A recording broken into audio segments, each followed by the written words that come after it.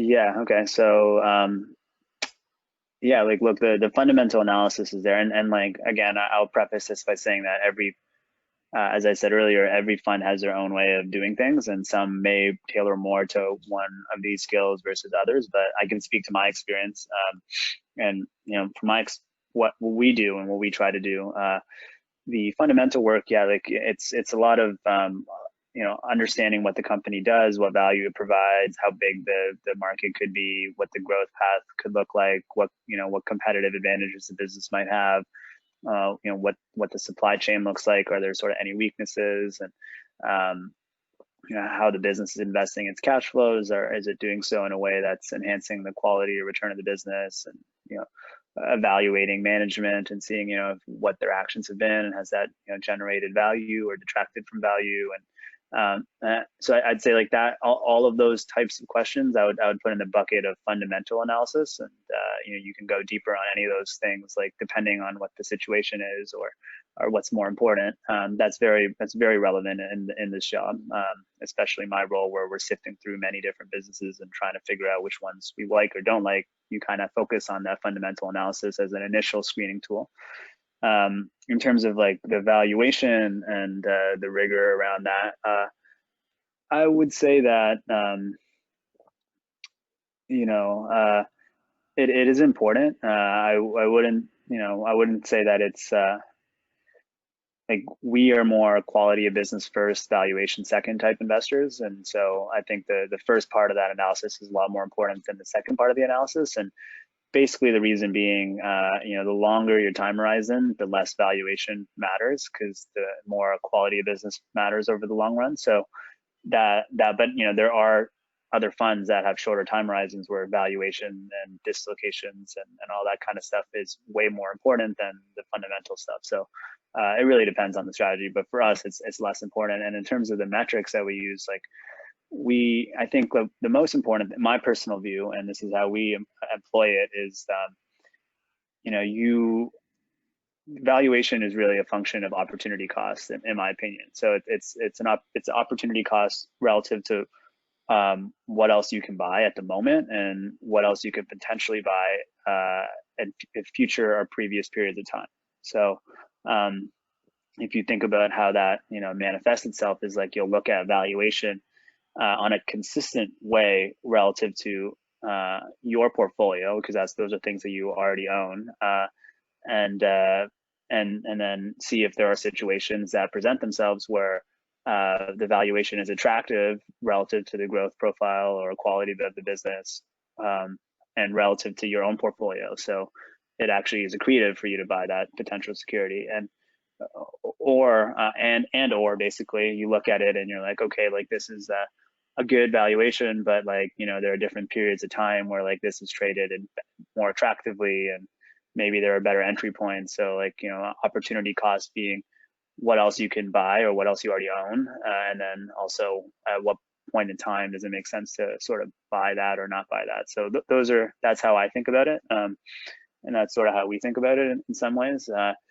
And then the third thing was the soft skills, right? So the Before that, Nick, like the coding and like the quant side, like, are you oh, expecting, right, like, yeah, what technical skills? right, yeah, sorry, I missed that part. The the coding and the quant side, like, it's not like a big part of what we do. I'm sure everyone has their own way of doing fundamental analysis, or coming at the valuation. And I think I guess, as I was saying earlier, the longer your time horizon, the more the fundamentals, like qualitative aspects of the business, matter a lot more than maybe spotting an asymmetry in some with your quant analysis that like allows you to arb a US dollar security versus whatever. Like, so like that kind of stuff matters in the short run for sure, because there's a lot of funds these days use factor analysis, and like that's kind of quantity, where there are certain securities that are exposed to a value factor that are trading off today. So like, your quant model will tell you that you should degross and buy more value stocks on those sort of days. Like, then that's where that kind of comes into play. that a lot of hedge funds do that. A lot of like sort of market neutral hedge funds do that. So like the Citadels of the world and Millenniums of the world, and a bunch of the Tiger Cubs are leaning in that direction. We don't do that as much. We more just focus on buying good businesses for the long run, and we look for when the quants are kind of selling off securities for factor reasons and not long-term reasons, is buying opportunities for us over the long run. So quant skills is not really something that is big in my day to day. And in terms of coding, like coding coding could be a time saver. Like, even back when I was at Goldman, like, people would write like formulas or whatever, a program within Excel that would like help, like, you speed up the process of you gathering information. And like, those are just little like ways that you could just make your process more efficient. And like, in some ways, coding and quant type stuff apply to screens, right? So it's like, when I'm going out to screen for potential new ideas, like one thing that I was thinking about potentially, I'm no quant guy, but like, this is something that I've been thinking about in the back of my mind. If I could figure out a way to do this, it'd be super helpful. But basically, to look at our portfolio and see like, well, what criteria within a screen would spit out the max number of stocks within our portfolio, and then like go screen other potential stocks that could, we'll just see what factors those uncover, and then like try to find other stocks that like would fit our portfolio. So like, that's like a quant type way of looking for a new idea. But you don't need to do it that way. You can like look for new ideas in other ways as well. So I think the quant and coding stuff, it's not a requirement. It could enhance the productivity if you like to, but it's not a core part of the strategy. And then in terms of the soft skills, like that's in some ways the interesting part of the job, and like the fun part, and the challenging part as well. Like, to get to put a big position into a portfolio, you need to convince a lot of people, right? So first you have to convince yourself like that it's a good idea, and then you have to convince other people, and like that is it's a lot of like communication, and being able to present your points, being able to react when people ask you questions, like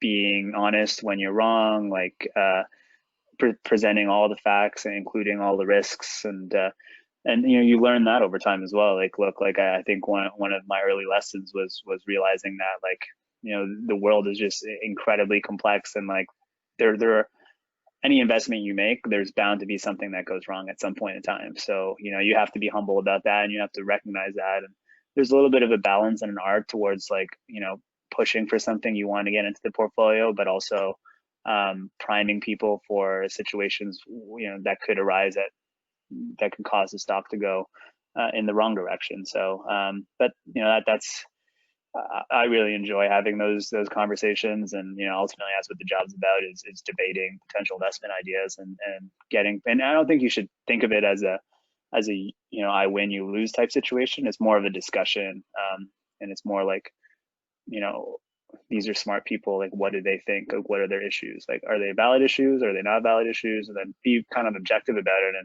and work towards a process that like helps you get something into the portfolio, but also make sure that once it's in the portfolio, you've kind of vetted out all the potential risks, and people are on board with it, and all of that. So I think there's a lot of soft skills that are part of the job. Got it. Well, that's super helpful.